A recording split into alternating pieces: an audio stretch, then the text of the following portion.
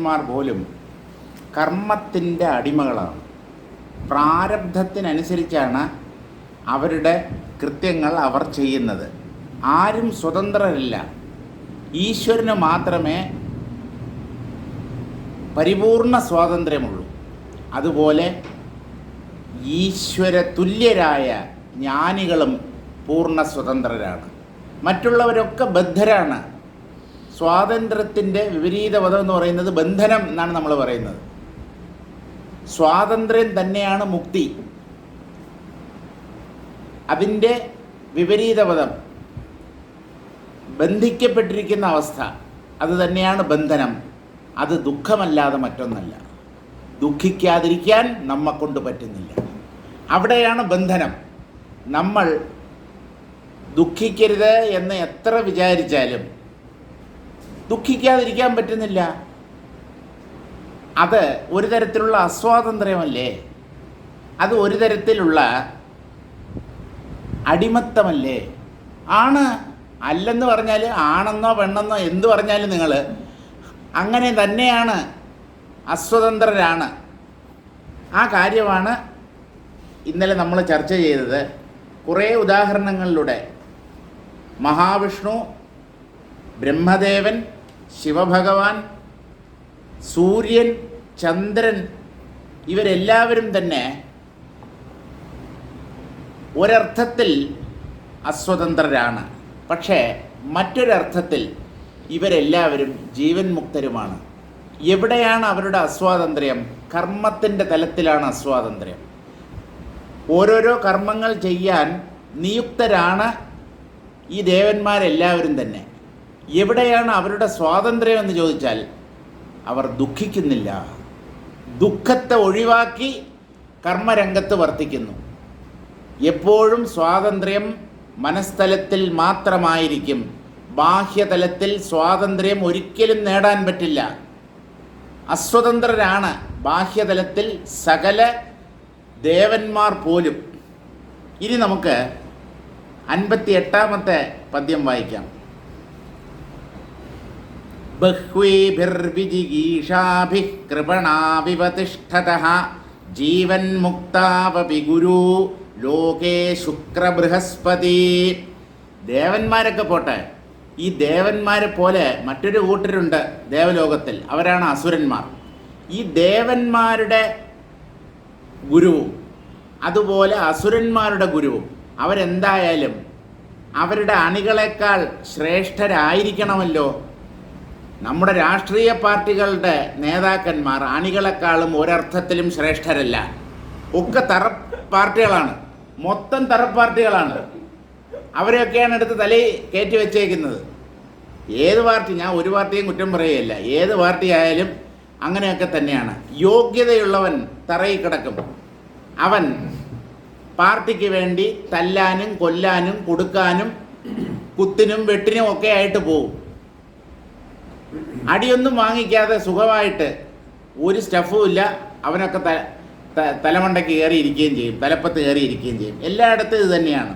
ഇനി നമുക്ക് ഈ ദേവന്മാരുടെയും അസുരന്മാരുടെയും ഗുരുക്കന്മാരുടെ കാര്യം ഒന്ന് ആലോചിക്കാം. ബഹ്വീഭിർ വിജിഗീഷാഭി. വിജിഗീഷ എന്നുള്ള വാക്കിന് ജയിക്കണം എന്നുള്ള ആഗ്രഹം, അതിനെയാണ് വിജിഗീഷ എന്ന് പറയുന്നത്. പലതരത്തിലുള്ള ജയേച്ഛ, ജയിക്കണമെന്നുള്ള ആഗ്രഹം കാരണമായി കൃപണാവിവതിഷ്ഠതഃ, കൃപണന്മാരെ പോലെ കാണപ്പെടുന്നു ദേവഗുരുവായ ബൃഹസ്പതിയും അസുരഗുരുവായ ശുക്രാചാര്യരും. രണ്ടുപേരും ഗംഭീരന്മാരാണ്. ബൃഹസ്പതിയാണ് ഇന്ദ്രന് വേണ്ട ഉപദേശങ്ങളൊക്കെ യഥാസമയം നൽകുന്നത്. അസുരഗുരുവിൻ്റെ കൃത്യമെന്ന് പറയുന്നത് ഉപദേശിക്കലല്ല. ഈ ദേവന്മാർ അസുരന്മാരെ കൊല്ലുമ്പോൾ ഈ ചത്തവരന്മാരെയെല്ലാം വീണ്ടും ജീവിപ്പിച്ച് വിടുകയാണ് അങ്ങേരുടെ മെയിനായിട്ടുള്ള ജോലി. അങ്ങേർക്ക് ഈ മൃതസഞ്ജീവനി വിദ്യ അറിയാം. ആർക്ക്? ശുക്രാചാര്യർക്ക്.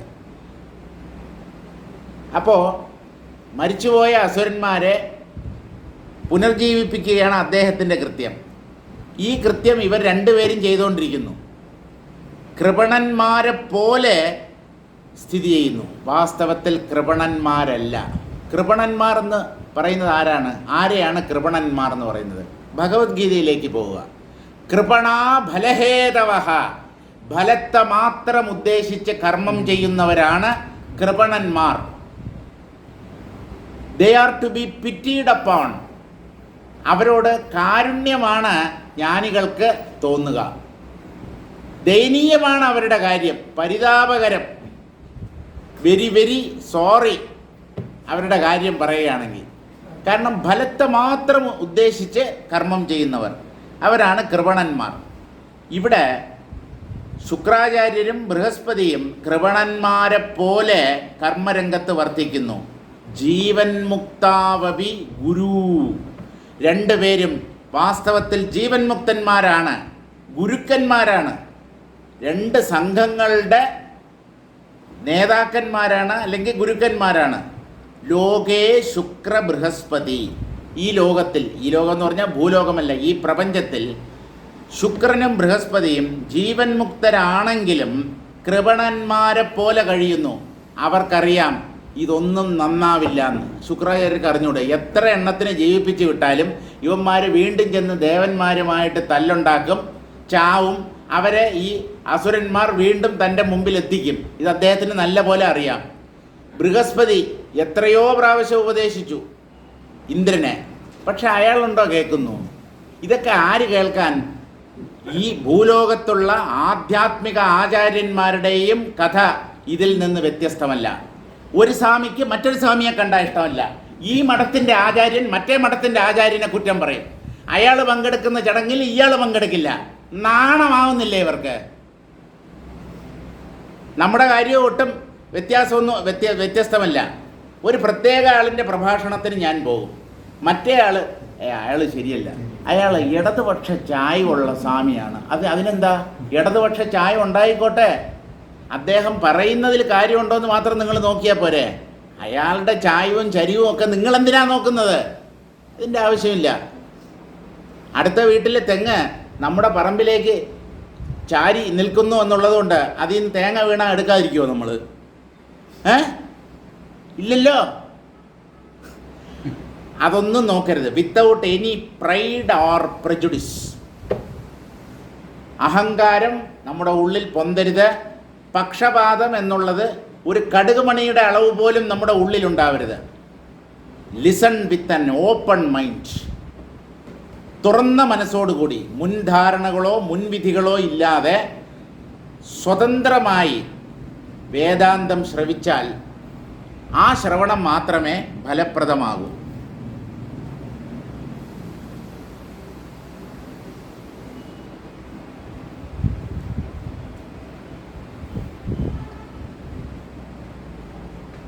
വിജിഗീഷാഭിഹി പരസ്പര ജയേച്ഛാഭിഹി. ജയിക്കണം എന്നാണ് ശുക്രാചാര്യർക്കും ബൃഹസ്പതിക്കും ആഗ്രഹം. അസുരഗുരുവോ മേലെ ദേവഗുരുവോ മേലെ, ഇങ്ങനെ ഒരു മാത്സര്യഭാവം അവരുടെ ഉള്ളിൽ ഉള്ളതുപോലെ കാണപ്പെടുന്നു. അവരുടെ പ്രവൃത്തികൾ കണ്ടാൽ മറ്റുള്ളവർക്ക് അങ്ങനെ തോന്നും. പക്ഷേ അവർ രണ്ടുപേരും വാസ്തവത്തിൽ ജീവൻ മുക്തർ തന്നെയാണ്. ഇനി അടുത്തത് ആരുടെ കാര്യമാണ് പറയുന്നത്? കരോതി ജനകോ രാജ്യം ജീവൻ മുക്തമനാ മുനിഹി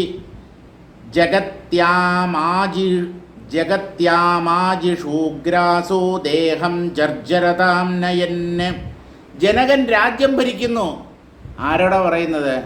ശ്രീരാമനോട്. ഭാവിയിൽ നിന്റെ അമ്മായിയപ്പനാകാൻ പോകുന്ന ജനകൻ്റെ മകളെയാണ് നീ ഇനി കെട്ടാൻ പോകുന്നത്. ഇത് കല്യാണം കഴിക്കുന്നതിന് മുമ്പുള്ള സംവാദമാണ് കേട്ടോ. 16 വയസ്സ്. ഈ വാസിഷ്ഠം മുഴുവൻ കേട്ടതിന് ശേഷമാണ് വിശ്വാമിത്രൻ വരുന്നത്.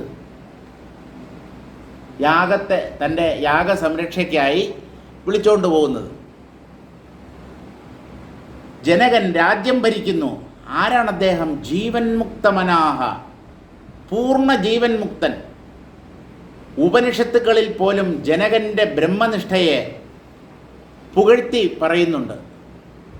കർമ്മരംഗത്ത് വർത്തിച്ചുകൊണ്ട് ജ്ഞാനം നേടിയ അപൂർവം ചിലരിൽ ശ്രേഷ്ഠനാണ് ജനക മഹാരാജാവ്. അങ്ങനെയുള്ളവർ വളരെ ചുരുക്കമാണ്.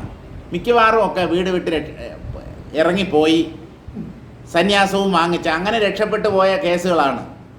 രാജ്യം ഭരിച്ചുകൊണ്ട് ചക്രവർത്തി പദത്തിലിരുന്നു കൊണ്ട് ജ്ഞാനം നേടിയ അപൂർവം ചില ഭാഗ്യവാന്മാരിൽ മുൻപന്തിയിൽ നിൽക്കുന്നയാളാണ് ജനക മഹാരാജാവ്, ഋഷഭദേവൻ. ഇങ്ങനെ ഒരു വിരലിലെണ്ണാവുന്ന കുറച്ച് ഉദാഹരണങ്ങൾ മാത്രമേ ഉള്ളൂ.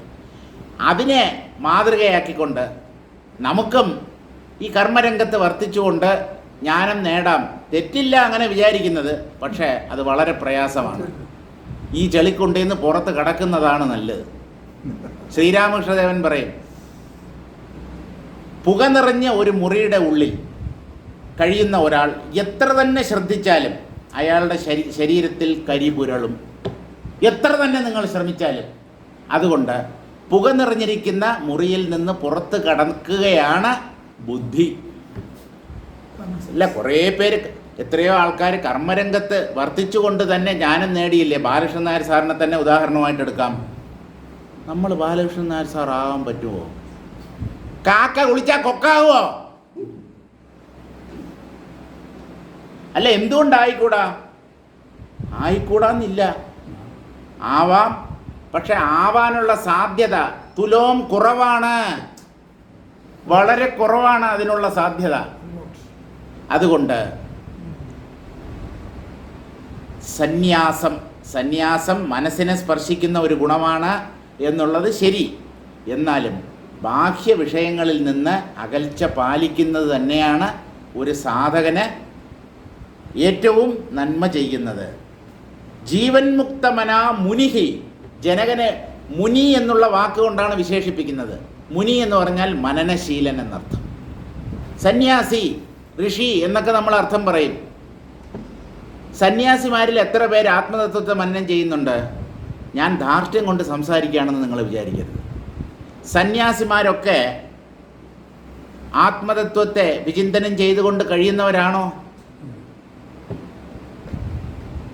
ഉണ്ടാവാം, വളരെ അപൂർവം. അതൊരു ജീവനോപായം, ജീവിക്കാനുള്ള ഒരു ഉപായം, അത്രയേ ഉള്ളൂ. മറ്റൊന്നും ചെയ്യാൻ പറ്റിയില്ലെങ്കിൽ സന്യാസം വാങ്ങിച്ചു കളയാം. ഒരു ജോലിയും കിട്ടിയില്ലെങ്കിൽ പോലീസിൽ ചേരുന്നില്ലേ, അല്ലെങ്കിൽ പട്ടാളത്തിൽ ചേരുന്നില്ല. അതുപോലെ ഈ പോലീസിലും പട്ടാളത്തിലും ജോലി ചെയ്യുന്നവർ ആരും ഇല്ലല്ലോ, പോലീസുകാരും വന്നില്ല. പോലീസും പട്ടാളവും ഒക്കെ മോശമെന്നല്ല ഞാൻ പറയുന്നത്. പണ്ട് ഒരു പഴമൊഴിയുണ്ട് തമിഴിൽ, പോക്കത്ത പോലീസ്. പോക്കത്ത പോലീസ് എന്ന് പറഞ്ഞാൽ വേറെ ഒരു ഗതിയും പരഗതിയും ഇല്ലെങ്കിൽ പോലീസിൽ ചേരും. സാറിൻ്റെ ബന്ധുവൊക്കെ ഉണ്ട്, എന്നോട് പരിഭവം തോന്നണ്ട. പ്രയാസമാണ്. തോന്നുമ്പോഴൊന്നും ലീവ് എടുക്കാൻ പറ്റില്ല. ലീവ് എടുത്ത് വീട്ടിൽ നിൽക്കുന്നുണ്ടെങ്കിൽ ഡ്യൂട്ടിക്ക് വിളിക്കും. പട്ടാളത്തിലും അങ്ങനെ തന്നെ. ഞാൻ സാങ്ഷൻ്റെ ലീവിലാണ് നാട്ടിൽ വന്നത്, അതുകൊണ്ട് അതിർത്തിയിൽ സംഘർഷം പൊട്ടിപ്പുറപ്പെട്ടിരിക്കുന്നു, യുദ്ധം.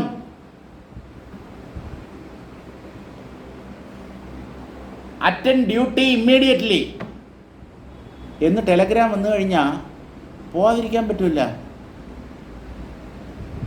അല്ലെങ്കിൽ അത്രമാത്രമുള്ള കിടപ്പ്, ഏതെങ്കിലും ആക്സിഡൻ്റായി എണീറ്റ് നടക്കാൻ വയ്യാതെ ആശുപത്രിയിൽ കിടക്കുകയാണെങ്കിൽ മാത്രമേ നമുക്ക് എക്സംഷൻ കിട്ടത്തുള്ളൂ. അപ്പോൾ ഈ ജനകൻ ജീവൻ മുക്തനാണ്, മുനിയാണ് അദ്ദേഹം. അദ്ദേഹം എന്താ ചെയ്യുന്നത്? ജഗത്യാം ആജിഷൂഗ്രാസു ദേഹം ജർജരതാം നയന്. അദ്ദേഹം ഈ ലോകത്തിൽ പലതരത്തിലുള്ള യുദ്ധങ്ങളിൽ ഏർപ്പെടുന്നു. കാരണം ചക്രവർത്തിയാകുമ്പോൾ യുദ്ധം ഒഴിവാക്കാൻ പറ്റില്ല. ശത്രുക്കൾ രാജ്യത്തെ ആക്രമിക്കുമ്പോൾ അവരുമായിട്ട് യുദ്ധം ചെയ്യേണ്ടത് ക്ഷത്രിയൻ്റെ ധർമ്മമാണ്. അതുകൊണ്ട് അദ്ദേഹം ഉഗ്രമായ യുദ്ധങ്ങളിൽ ഏർപ്പെടുന്നു. യുദ്ധത്തിലേർപ്പെട്ടാൽ ശരീരം തളരും, അതിവേഗം വാർദ്ധക്യം ബാധിക്കും. ദേഹം ജർജരതാം നയന്, ശരീരത്തെ ജീർണതയിലേക്ക് നയിക്കുന്നു. ആര്? ജനകനെ പോലെയുള്ള ചക്രവർത്തിമാർ. വേറെ നിവൃത്തിയില്ല. ഇനിയും ആൾക്കാരുണ്ടോ ജീവൻ മുക്തന്മാരായിട്ട്? കുറേ ഉദാഹരണങ്ങൾ നിരത്തുകയാണ് വസിഷ്ഠ മഹർഷി. നളമാന്ധാതൃ സകര ദിലീപനഹുഷാദയ ജീവൻ മുക്താശ്ചിരം രാജ്യം ചക്രുരാകുലിതായിവ. നളൻ ദമയന്തിക്ക് പ്രേമ സന്ദേശം കൊടുത്തത് മാത്രമല്ല നളനെക്കുറിച്ചുള്ള നളൻ്റെ ജീവിതത്തിലുള്ള പ്രത്യേകത. നളദമയന്തി കഥയിലെ അരയന്നം പോലെ കുണുങ്ങി കുണുങ്ങി പോകും പെണ്ണെ പൂമിഴിയാളെ, പഴയ ഒരു സിനിമയാണ്. ഞാനിപ്പോൾ പാട്ട് നിർത്തി, കാരണം പാടാൻ കൊള്ളില്ല, അതുകൊണ്ട് ആ വരികൾ മാത്രം പറയാം. നമുക്ക് നളനും ദമയന്തിയും എന്ന് പറഞ്ഞു കഴിഞ്ഞാൽ കമിതാക്കൾ, കാമുകി കാമുകന്മാർ, അവസാനം കല്യാണം കഴിച്ചു. ആ നളനും മാന്ധാതാവ് എന്ന് പറയുന്നത് സൂര്യകുലത്തിലെ സൂര്യവംശത്തിലെ ഒരു രാജാവായിരുന്നു മാന്ധാത, വളരെ ഗംഭീരൻ. അദ്ദേഹം ജീവൻ മുക്തനായിരുന്നു. സഗരൻ്റെ പുത്രന്മാരാണ്. ഈ സഗരന് മോക്ഷം നേടിക്കൊടുക്കാനായി ഭൂമി മുഴുവൻ കുഴിച്ച്, ഒരു ആകാശത്തെ തേടി ഭൂമി മുഴുവൻ കുഴിച്ച് സർവത്ര കുളമാക്കിയത് സഗരൻ്റെ കുട്ടികളാണ്, മക്കളാണ്. കപിലനാണ് ശപിച്ചത്. അപ്പോൾ ഈ സഗരപുത്രന്മാർ കുഴിച്ച കുഴിയിൽ വെള്ളം നിറഞ്ഞ് ഉണ്ടായവയാണ് സമുദ്രങ്ങൾ. അപ്പോൾ എത്രത്തോളം കുഴിച്ചിട്ടുണ്ടെന്ന് ആലോചിക്കണം. സാധാരണ കുഴിയൊന്നുമല്ല കുഴിച്ചത്. 60,000 പേരുണ്ട്. എണ്ണത്തിൽ 60,000. നമ്മുടെ പുരാണത്തിൽ കുട്ടികൾ ജനിക്കാത്ത രാജാക്കന്മാരെ കുറിച്ച് പറയുന്നുണ്ട്.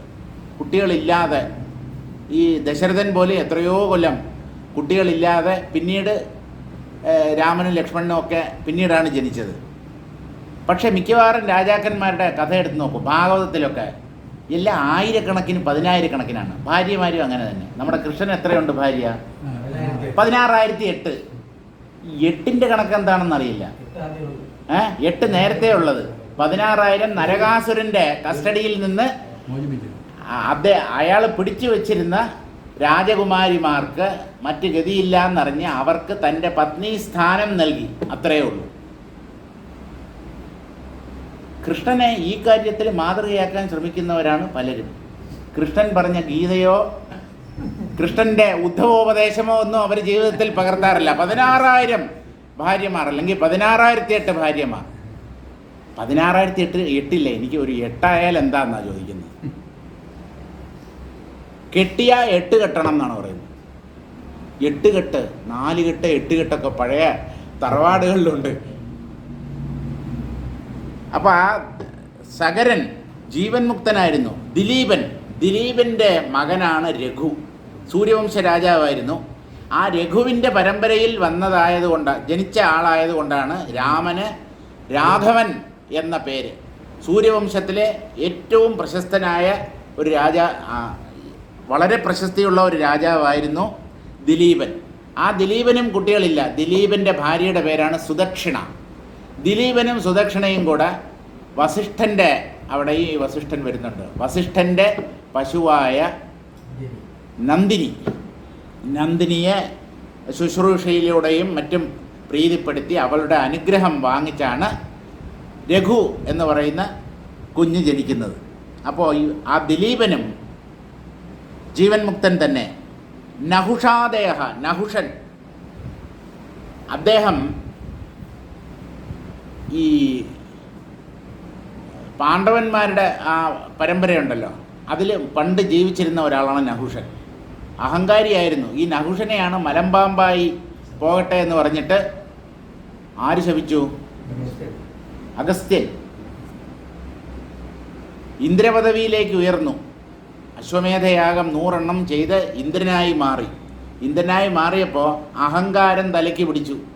മദ്യം തലയ്ക്ക് പിടിക്കുന്നത് പോലെ അഹങ്കാരം തലയ്ക്ക് പിടിച്ചു. അപ്പോൾ ശചീദേവി, ഇന്ദ്രൻ്റെ പത്നി, ശചീദേവിയെ സ്വന്തമാക്കണം. ഞാനാണല്ലോ ഇപ്പോഴത്തെ ഇന്ദ്രൻ്റെ പത്നിയാണ് ശചീദേവി. അപ്പോൾ ഈ ഇന്ദ്രന്മാരിങ്ങനെ വന്നു പോകും. ശചീദേവിക്ക് മാത്രം മാറ്റമില്ല. ഈ ഓരോ ഇന്ദ്രനും അവരുടെ കാലാവധി കഴിഞ്ഞ് സ്ഥലം കാലിയാക്കുമ്പോൾ പുതിയ ഇന്ദ്രന്മാർ ആ പദവിയിലേക്ക് എത്തും. അവരുടെ ഈ ഭാര്യയാണ് ഈ ശചീദേവി. നല്ല പണി തന്നെയല്ലേ അവർക്ക്. അപ്പോൾ ഈ നഹുഷൻ ഇന്ദ്രപദവിയിലേക്ക് എത്തിയപ്പോൾ ശചീദേവിയെ ആളയച്ച് വിളിപ്പിച്ചു. ഞാൻ വിളിക്കുന്നു എന്ന് ശജിയോട് പറയുന്നു. ശചീദേവി അവർക്കറിയാം ഇവൻ വിളഞ്ഞ സാധനമാണെന്ന്. അപ്പോൾ പറഞ്ഞു, അദ്ദേഹം എന്നെ വന്ന് വിളിച്ചുകൊണ്ട് പോകണം. എങ്ങനെയാണ് വിളിച്ചുകൊണ്ട് പോകേണ്ടത്? സപ്തർഷികൾ ചുമക്കുന്ന പല്ലക്കിൽ അദ്ദേഹം എത്തണം. സപ്തർഷികൾ 3 ലോകങ്ങളിലുമുള്ള സകല ജീവികൾക്കും അഭിവന്ദ്യരായിട്ടുള്ളവരാണ്. ത്രിമൂർത്തികളാൽ ആരാധിക്കപ്പെടുന്നവരാണ് ഈ സപ്തർഷികൾ. ഈ സപ്തർഷികളെ കൊണ്ട് പല്ലക്ക് ചുമപ്പിക്കുക എന്ന് പറഞ്ഞാൽ ഒരാൾ അങ്ങനെ ചെയ്യാൻ പാടുണ്ടോ? അയാൾ എത്ര മഹാനോ ആയിക്കോട്ടെ. ശചീദേവിക്കറിയാം ഇവനെ വെട്ടിലാക്കാൻ ഇതേ ഉള്ളൂ മാർഗമെന്ന്. ഇപ്പോൾ സപ്തർഷികൾ ചുമക്കുന്ന പല്ലക്കിൽ എത്തി എന്നെ അദ്ദേഹത്തിൻ്റെ അടുത്ത് വിളിച്ചുകൊണ്ട് പോകണം എന്ന് പറഞ്ഞു. അപ്പോൾ ഈ മരമണ്ടനുണ്ട്, അഹങ്കാരം തലയ്ക്ക് പിടിച്ചവൻ, ഇവന് വെളിവില്ല. സപ്തർഷികളെ വിളിച്ചു, പല്ലക്ക് ചുമപ്പിച്ചു. അപ്പോൾ ഇതിൽ ഈ കഥയിലുള്ള ഒരു കുഴപ്പമെന്ന് പറഞ്ഞു കഴിഞ്ഞാൽ സപ്തർഷികളിൽ ഒരാളല്ല അഗസ്ത്യൻ. അഗസ്ത്യൻ എന്ന് പറയുന്നയാൾ സപ്തർഷികളിൽ ഒരാളല്ല. സപ്തർഷികൾ എന്ന് പറഞ്ഞാൽ മരീചി, അത്രി, അങ്കിരസ്, പുലസ്ത്യൻ, പുലഹൻ, ക്രതു, വസിഷ്ഠൻ. ഈ 7 പേരാണ് സപ്തർഷികൾ എന്ന പേരിൽ അറിയപ്പെടുന്നത്. അപ്പോൾ അവിടെ അഗസ്ത്യൻ എങ്ങനെ കയറി വന്നു എന്നുള്ളത് ചിലപ്പോൾ ഏതെങ്കിലും ഒരു ഋഷിയെ കിട്ടാത്തത് കൊണ്ട് ഈ അഗസ്ത്യനെ നിയോഗിച്ചതാവാം. അഗസ്ത്യ മഹർഷി കുള്ളനാണ്, പൊക്കം കുറവാണ്. അപ്പോൾ മറ്റുള്ളവരുടെ വേഗതയ്ക്കൊപ്പം ഇദ്ദേഹത്തിന് നടക്കാൻ പറ്റുന്നില്ല. അപ്പോൾ പല്ലക്കിലിരിക്കുന്ന ആളിനൊരു വല്ലാത്ത ഉലച്ചിൽ അനുഭവപ്പെട്ടു, സ്മൂത്തായിട്ട് പോകുന്നില്ല. അപ്പോൾ കാല് ആ പല്ലക്കിൻ്റെ ഇടയ്ക്കൂടെ പുറത്തേക്കിട്ട് ഈ അഗസ്ത്യ മഹർഷിയെ തള്ളവിരൽ കൊണ്ട് ഒന്ന് ചവിട്ടി. തള്ളവിരൽ അദ്ദേഹത്തിൻ്റെ ശരീരത്തിൽ വെച്ച് എന്നിട്ട് പറഞ്ഞു, സർപ്പ സർപ്പ. സംസ്കൃതത്തിൽ സർപ്പ എന്ന് പറഞ്ഞാൽ നടക്കുക എന്നാണ് അർത്ഥം. പോട്ടെ പോട്ടെ, വളരെ സ്പീഡ് കുറഞ്ഞു പോകുന്നു, നടക്കൂ നടക്കൂ എന്ന് പറഞ്ഞു. അഗസ്ത്യ മഹർഷിയെ പൂജിക്കാത്തത് പോട്ടെ, പല്ലക്ക് ചുമപ്പിച്ചതും പോട്ടെ, അഗസ്ത്യ മഹർഷിയെ കാലുകൊണ്ട് സ്പർശിച്ചിട്ട് സർപ്പ സർപ്പ എന്ന് പറഞ്ഞു. ഇനി ഇവൻ്റെ അഹങ്കാരം വെച്ച് പൊറുപ്പിക്കരുത് എന്ന് അഗസ്ത്യ മഹർഷിക്ക് തോന്നി. സർപ്പ സർപ്പ എന്ന് നീ പറഞ്ഞതുകൊണ്ട് നീ ഒരു സർപ്പമായി തീരട്ടെ എന്ന് ശപിച്ചു. ഭൂമിയിൽ വെള്ളം പോലും കിട്ടാത്ത ഒരു പർവ്വത പ്രദേശത്തിൽ പെരുമ്പാമ്പായി നഹുഷൻ പതിച്ചു. അഹങ്കാരം പതനത്തിൻ്റെ മുന്നോടിയാണ്. Pride goes before a fall. അഹങ്കരിക്കുന്നവനൊന്നും നേരാൻ വണ്ണം ചാവൂല, ഇവിടുന്ന് പോവൂല. അങ്ങനെ വിചാരിക്കണ്ട. തൽക്കാലം ഗ്രഹനില അവന് അനുകൂലമാണ്. അത് കഴിയുമ്പോൾ ഈ ഗ്രഹങ്ങളൊക്കെ മാറി മറിയും. കൂടെയുള്ള ഗ്രഹങ്ങളായാലും ശരി, നവഗ്രഹങ്ങളായാലും ശരി, എല്ലാം മാറി മറിയും. ഇപ്പുറത്തുള്ളവൻ അപ്പുറത്ത് ചാടും, അപ്പുറത്തുള്ളവൻ ഇപ്പുറത്ത് ചാടും. വിശ്വസ്തൻ പാര വെച്ചിട്ട് പോവും. ഇതൊക്കെ സംഭവിക്കും. അങ്ങനെയൊക്കെ സംഭവിക്കുമ്പോൾ പതനം ഉറപ്പ്. അപ്പോൾ ഇങ്ങനെയാണ് നഹുഷൻ്റെ കഥ. പിന്നെ ആ നഹുഷന് ഈ പാണ്ഡവന്മാരെങ്ങനെയല്ലേ വരുന്നത്? ആ കഥ എങ്ങനെയല്ലേ? പാണ്ഡവന്മാരല്ലേ വേറെ ഏതോ ഒരു ഋഷിയിലൂടെ എങ്ങനെയാണ് അദ്ദേഹത്തിന് ശാപമോക്ഷം കിട്ടുന്നത്? അതെന്തോ ആയിക്കോട്ടെ. ജീവൻ മുക്ത സ്ഥിരം രാജ്യം ചക്രുരാകുലിതായിവ. ഈ പറഞ്ഞ നളനും മാന്ധാതാവും സഗരനും ദിലീപനും നഹുഷനും ഇങ്ങനെയുള്ള അനേക ആളുകൾ ജീവൻ മുക്തന്മാരായിരുന്ന് രാജ്യം ഭരിച്ചവരാണ്. ഗംഭീരമായി ഇളകിമറിയുന്ന കർമ്മരംഗത്ത് വർത്തിച്ചവരാണ്. ആകുലിതായിവ, ഇവർ പല സന്ദർഭങ്ങളിലും ആപത്തിൽ അകപ്പെട്ടവരെ പോലെ അല്ലെങ്കിൽ ദുഃഖിതരെന്ന പോലെ വർണ്ണിക്കപ്പെട്ടിട്ടുണ്ടെങ്കിലും ഇവരെല്ലാവരും ജീവൻ മുക്തന്മാർ തന്നെയായിരുന്നു രാമ. വ്യവഹാരേ യഥൈവാജ്ഞസ്തഥൈവ ഖലു പണ്ഡിതഃ വാസനാവാസനേയേവ കാരണം ബന്ധമോക്ഷയോഃ. അജ്ഞൻ്റെ വ്യവഹാരം എങ്ങനെയാണോ അതുപോലെ തന്നെയാണ് ജ്ഞാനിയുടെയും വ്യവഹാരം. വ്യവഹാരത്തിൽ വ്യത്യാസമില്ല. ബാഹ്യതലത്തിൽ കർമ്മരംഗത്ത് ജ്ഞാനിയും അജ്ഞാനിയും സമം, ഒരു വ്യത്യാസവുമില്ല. പണ്ഡിതൻ എന്ന് പറഞ്ഞാൽ ആത്മജ്ഞാനം നേടിയവനാണ് വാസ്തവത്തിൽ പണ്ഡിതൻ. അപ്പോൾ പണ്ഡിതനും അജ്ഞനും വ്യവഹാരത്തിൽ തുല്യരാണ്. വാസനാവാസനേ ഏവ കാരണം. ഉള്ളിൽ കർമ്മവാസനയുണ്ടോ? അതാണ് പ്രശ്നം. ഉള്ളിൽ കർമ്മവാസനയുണ്ടെങ്കിൽ അവർ ബദ്ധരായിരിക്കും. ഉള്ളിൽ കർമ്മവാസനയില്ല എങ്കിൽ അവർ മുക്തരുമാണ്. വാസനകളുടെ പ്രസൻസും ആബ്സെൻസും, വാസന ഉണ്ടോ ഇല്ലയോ, വാസന ഉണ്ടെങ്കിൽ ബന്ധം, ഇല്ലെങ്കിൽ മോക്ഷം. കർമ്മം ചെയ്യുന്നുണ്ടോ ഇല്ലയോ എന്നുള്ളതൊരു മാനദണ്ഡമല്ല. കർമ്മരംഗത്ത് കൊടുങ്കാറ്റ് പോലെ ചലിച്ച ജ്ഞാനികളുമുണ്ട്. കർമ്മത്തിൽ നിന്നൊക്കെ വിട്ട് പൂർണ്ണമായി കർമ്മരംഗത്ത് നിന്ന് ഒഴിഞ്ഞു നിന്ന രമണ മഹർഷികളെ പോലെയുള്ള ജ്ഞാനികളുമുണ്ട്.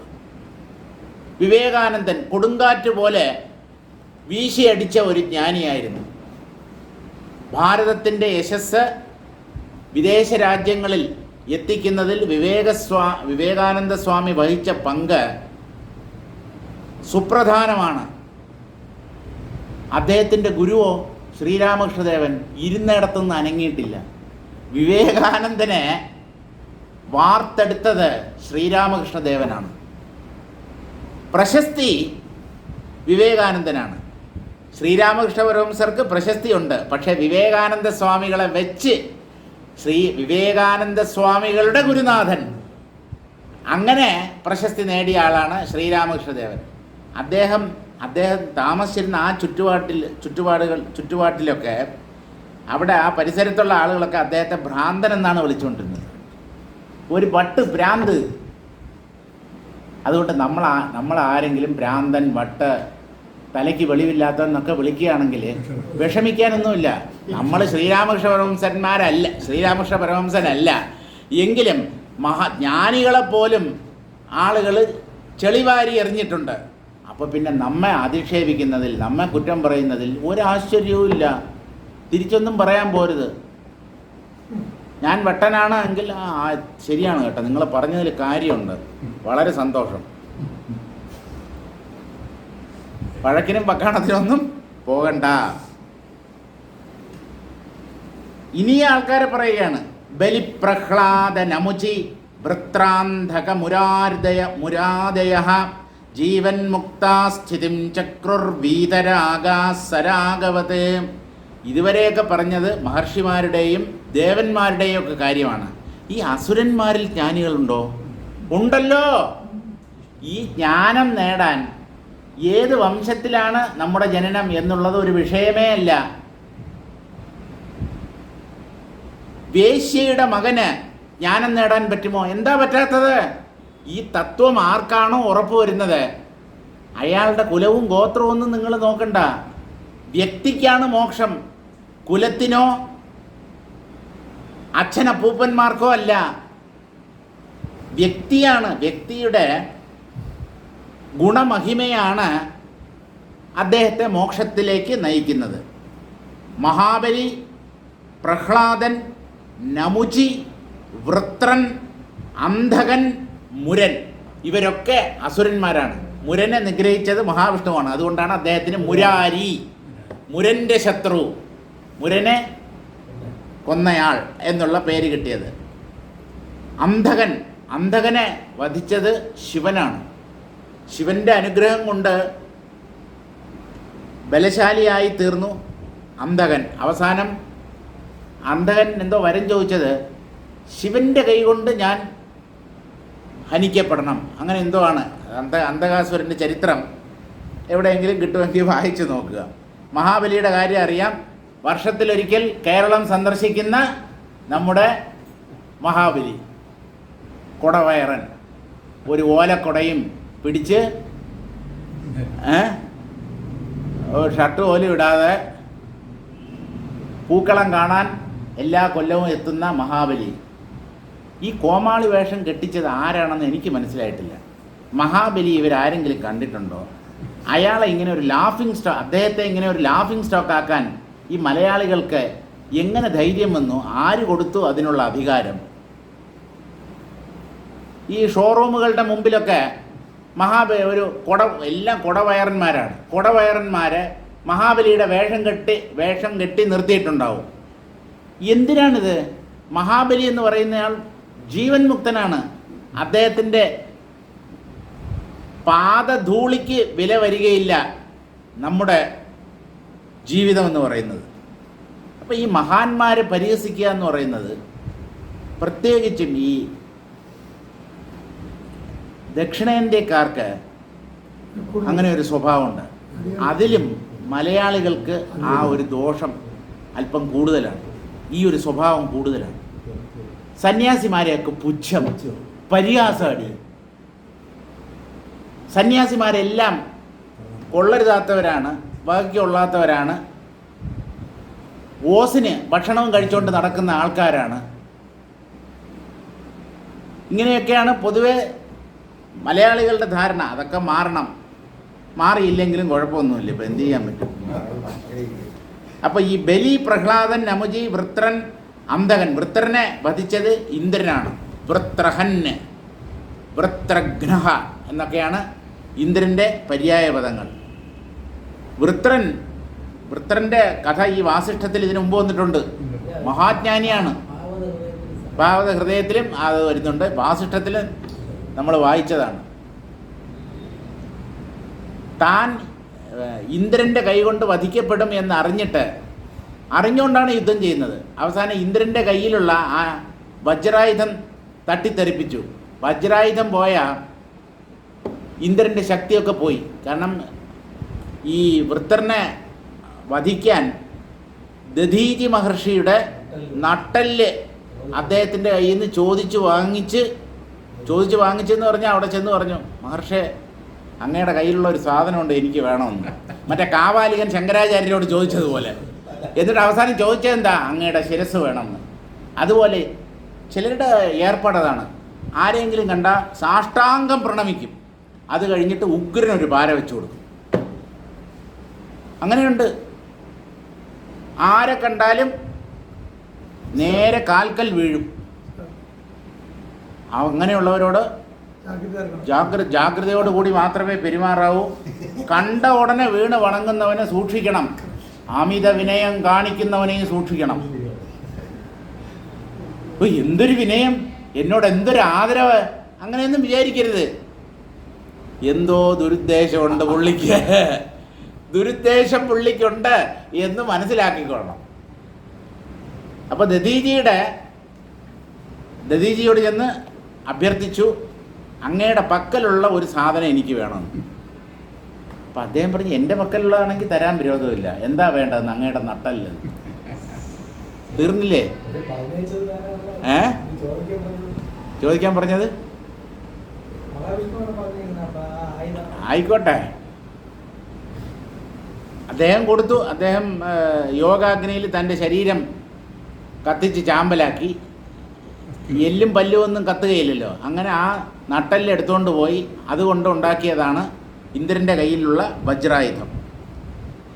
അപ്പോൾ ഈ പറഞ്ഞ എല്ലാ ആൾക്കാരും ജീവൻ മുക്തന്മാരാണ്. വീതരാഗാഹ സരാഗവത്, രാഗത്തോടു കൂടിയവരായി അവർ കാണപ്പെട്ടെങ്കിലും അവർ രാഗമുക്തരായിരുന്നു. അല്പം പോലും സംഘം അവരുടെ ഉള്ളിൽ ഇല്ലായിരുന്നു.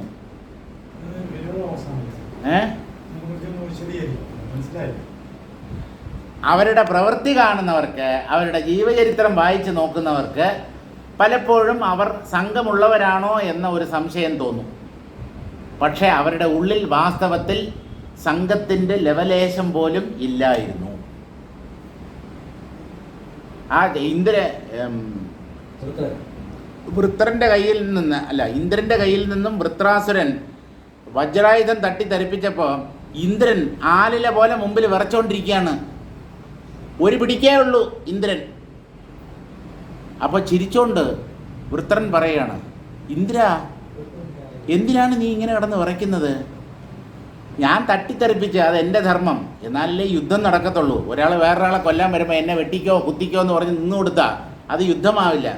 ഞാൻ എൻ്റെ ബലം പ്രയോഗിച്ചു, നിൻ്റെ വജ്രായുധം തെറിച്ചുപോയി, നിൻ്റെ കൈകൊണ്ട് വധിക്കപ്പെടാനാണ് എൻ്റെ നിയോഗം. എൻ്റെ തലവിധി എന്ന് പറയുന്നത്. നീ അതൊന്ന് എടുത്ത് എന്നെ പ്രഹരിക്കൂ എന്നാണ് പറഞ്ഞത്. അവസാനം വൃത്രാസുരൻ മരിച്ചു വീഴുമ്പോൾ ഇന്ദ്രൻ അദ്ദേഹത്തെ താഴെ കിടക്കുന്ന ഇന്ദ്രനെ നമസ്കരിക്കുകയാണ് ചെയ്യുന്നത്. അസുരനെ നമസ്കരിക്കുന്ന ദേവാധിപതിയെ നമുക്ക് എവിടെ കാണാൻ പറ്റും? നമ്മുടെ ശാസ്ത്രങ്ങളിൽ അസുരൻ ദേവൻ എന്നുള്ള വ്യത്യാസമില്ല. ദേവന്മാരിലും തൊട്ടികളുണ്ട്, അസുരന്മാരിലും ജ്ഞാനികളുണ്ട്. അത് നല്ലതുപോലെ മനസ്സിലാക്കുക. ഉള്ളിൽ അല്പം പോലും രാഗദ്വേഷങ്ങളില്ലാതെ, എന്നാൽ പുറമേ രാഗദ്വേഷങ്ങൾ ഉള്ളവരെ പോലെ ജീവിച്ച ജീവൻ മുക്തന്മാരായിരുന്നു ബലി, പ്രഹ്ലാദൻ, നമുജി, വൃത്രൻ, അന്തകൻ, മുരൻ തുടങ്ങിയ അസുരന്മാർ. തസ്മാദസത്വേ സത്വേ ച രാഗദ്വേഷക്ഷയോദയേ നമനാഗവിഭേദോസ്തി ജ്ഞഖം പ്രതി സ്വരൂപിണീ. തസ്മാദസത്വേ സത്വേ ച രാഗദ്വേഷക്ഷയോദയേ. രാഗദ്വേഷങ്ങൾ ക്ഷയിക്കുമ്പോഴും അതുപോലെ രാഗദ്വേഷങ്ങൾ ഉള്ളിൽ ഉദിക്കുമ്പോഴും, രാഗദ്വേഷങ്ങൾ ഉള്ളപ്പോഴും ഇല്ലാത്തപ്പോഴും ന മനാഗവിഭേദോസ്തി. ജ്ഞാനിയുടെ മനസ്സ് വികാരത്തെ പ്രാപിക്കുന്നില്ല, ഒരു വ്യത്യാസവും വരുന്നില്ല. ജ്ഞാനിയുടെ മനസ്സിന് സുഖദുഃഖങ്ങളാൽ ജ്ഞാനി മനസ്സ് ഒരിക്കലും ബാധിക്കപ്പെടുന്നില്ല. ജ്ഞഖം പ്രതിസ്വരൂപിണി. ജ്ഞഖം, ജ്ഞഹ എന്ന് പറഞ്ഞാൽ ജ്ഞാനി, ഖം എന്ന് പറഞ്ഞാൽ ആകാശം. ജ്ഞാനിയുടെ ആകാശം, ജ്ഞാനിയുടെ ഉള്ളിലുള്ള ആകാശം, അതേതാകാശമാണ്? ചിദംബരം, ചിദാകാശം, ബോധാകാശം. താൻ അതാണ് എന്ന ഉറപ്പ് നേടിയ ആളാണ് ജ്ഞാനി. ജ്ഞഖം പ്രതിസ്വരൂപിണി.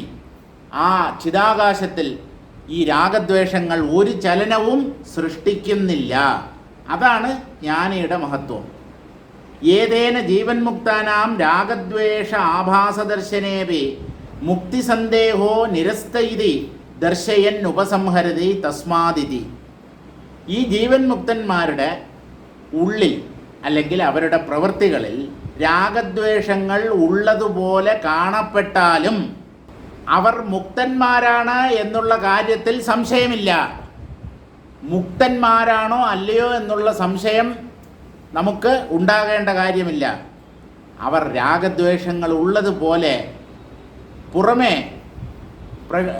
ജീവിച്ചു എന്ന് വരാം, പക്ഷേ അവരുടെ ഉള്ളിൽ ഒരു ചലനവും ഉണ്ടാവുന്നില്ല.